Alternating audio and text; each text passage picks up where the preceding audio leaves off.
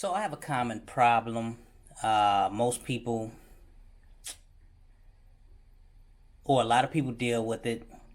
Uh, some people talk about it, but yet it don't get a lot of attention or the recognition that it should, because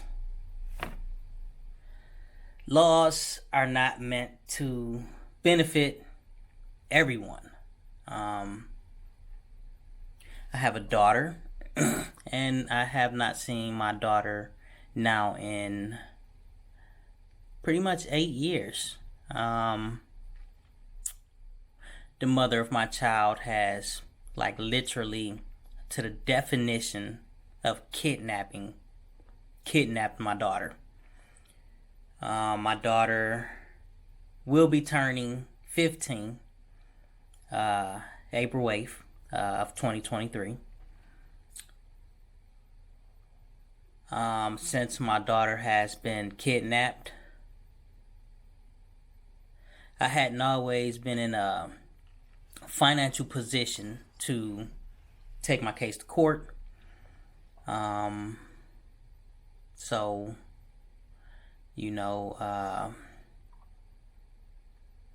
I was hoping, that we can work it out without even having to go to courts, but it took me like 4 years to, like, even get in a position to pay a civil litigator to take the case to court. And for the 4 years, I sat back hoping that maturity will arise in, this parenting relationship between the two of us. Unfortunately, I've been sitting here with just hopes, and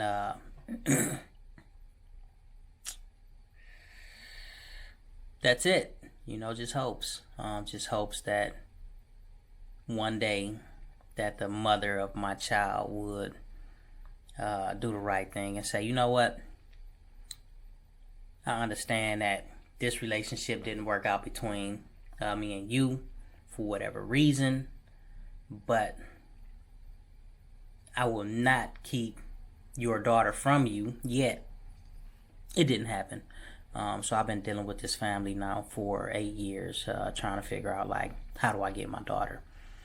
When I was able to actually get my case in the courtroom, it took me, it took an entire year for my case to even have a court date. So 4 years ago, when I paid for a civil litigator, not in the payment plan, I paid everything up front, cash, PayPal, but still, it's the equivalent.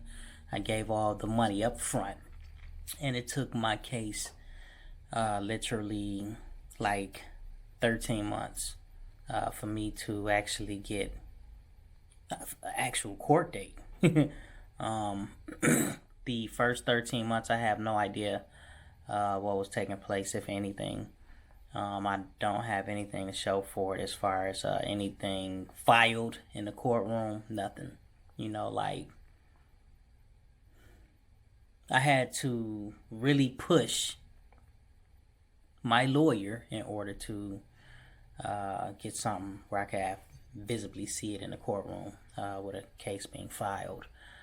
After the case was filed, it took me literally maybe another entire year to actually step foot in the actual courtroom. So for 1 year, I don't know what was happening, if anything, but I was just getting court dates that kept being reset for whatever reason. Lord knows, I have no idea. But once again, I started getting a little irritated, and once I started to get a little irritated, I finally got my day in court. And when I stepped foot in the courtroom, my judge immediately, like, looks at me and just busts down crying, like real tears, snotting, wiping her face. I have no idea what's going on. It's like, okay, what's happening here? The judge looks at me while crying and snotting and recuses herself from my case, stating she cannot take my case because I'm a public figure, which doesn't make sense. You have all kind of public figures with cases in civil and criminal court, and yet judges represent them. But the thing is, the courtroom that I was in was up for re-election, and I carry a charge of touching a minor, CSE 4, from when I was 17 years old, because of a female 1 year and 4 months younger than me sneaking away from her home that I had no idea snuck away from her home, yet we never had sex, not once, not even a kiss, never ever in life, and yet I signed a plea deal in the courtroom at the age of 17, a 17-year-old boy, not because I was guilty of touching someone's minor, but because they said if I did not accept this deal, I would go to prison for 15 years, which that is a whole nother story. You could watch my YouTube channel and get caught up on that there, but once again, me and this young lady was, or is, still, to this day, 1 year and 4 months apart. She snuck away from her home.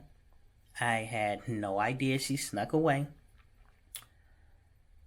We never had sex, not once, never even kissed, not once ever in life.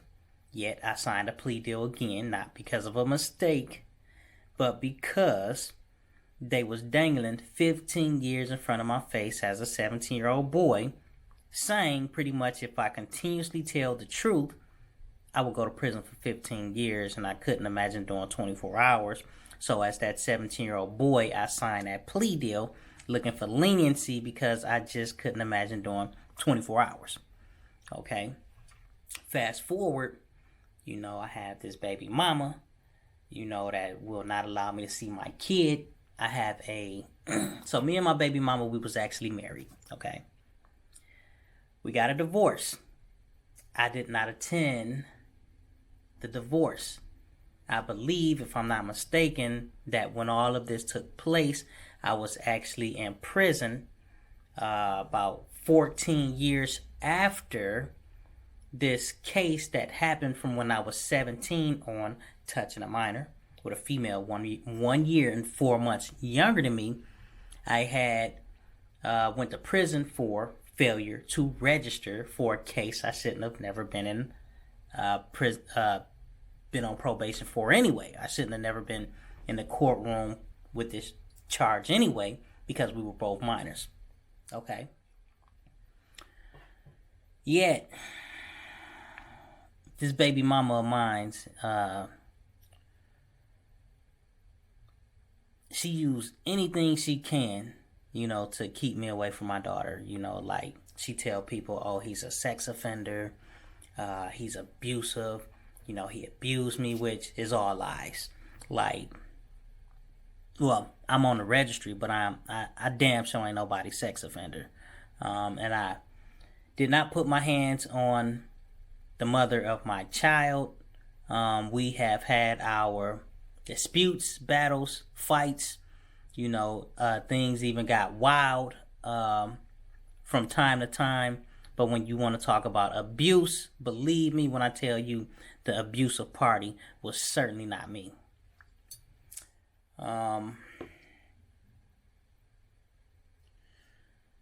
Anyways, long story short, fast forward, and I'm trying to get to it, but I've been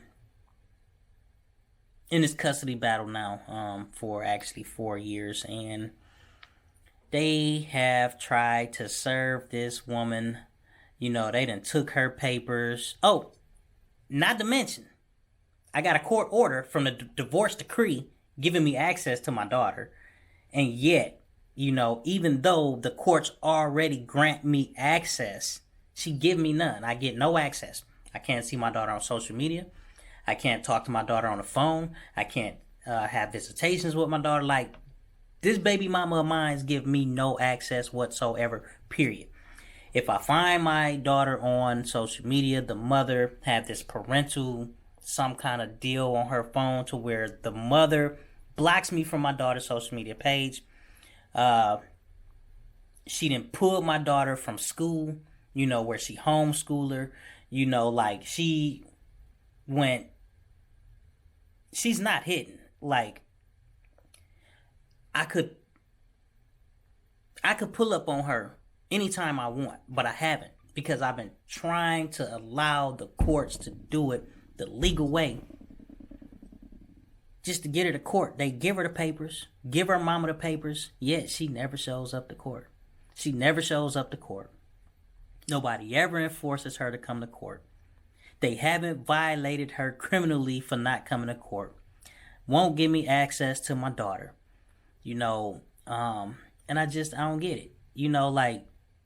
Like laws, these parental laws, supposed to keep the children safe and keep the children in the lives of the parents, the people who create these kids, and yet these laws are catered to women.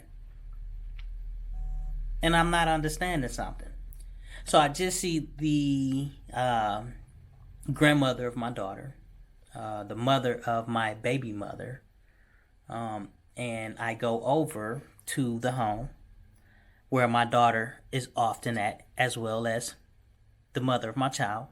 This is the house that the mother of my child was raised in. And I knock on the door. She wouldn't come to the door because she already knew who was at the door. She tell me to come to the window. And I ask her, where's my daughter? She tells me, don't talk to me about your daughter. You go to court. And it's like, in a child custody battle, both parents need to be there, yet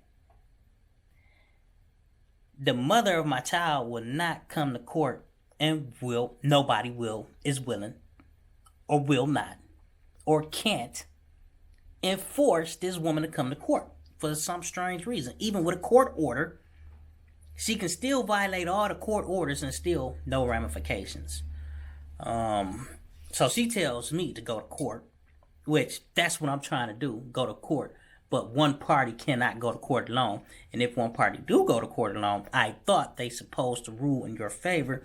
Yet, this has been one uphill challenge. So she tell me not to talk to her about my daughter. And she tell me to go to court. Yet, I ask her, why won't they come to court? They already been served the papers. She want to say, what papers? We ain't been served. And we got you on video being served. Papers in your hand. Still nobody comes to court, and nobody violate these people for not bringing my daughter to court. So I asked, why won't y'all come to court? And then she looks and see my video device, and she say, oh, you're recording. I say, yes, I am. She say, I see you telling all your lies. What lies? The lies you tell on TV. What are you talking about? The lies I tell. Where's my daughter? Where is my daughter? Where are you hiding my daughter? Why are y'all kidnapping my daughter? Why won't you bring her to court?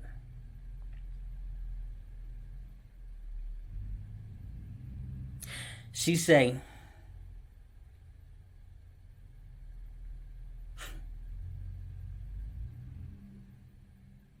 she's calling the police. And in all actuality, we needed the police because somebody needed to be arresting this grandmama. I don't even understand how they feel good about keeping my daughter away from me. Somebody needed to be arresting the mother of my child. Because what they're doing, it is not right. And somebody need to be criminally charged.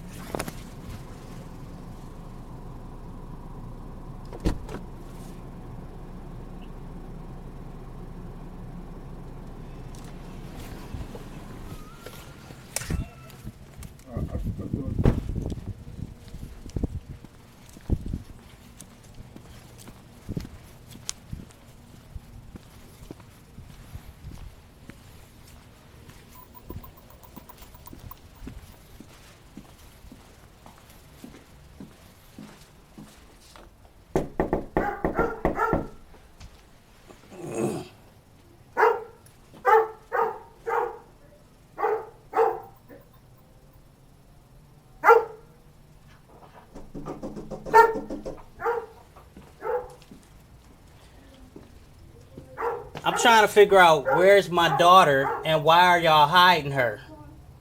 No, you tell me to go to court, right? I see that. You say go to court.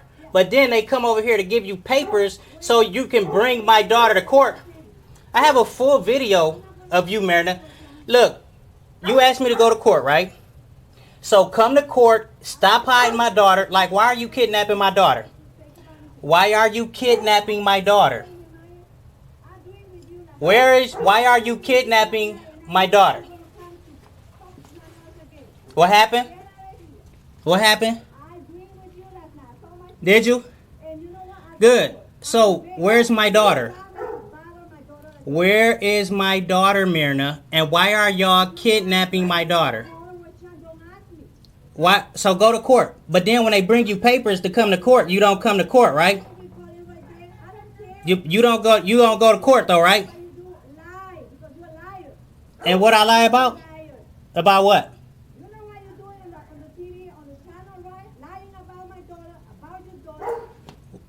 Where's my daughter, Mirna?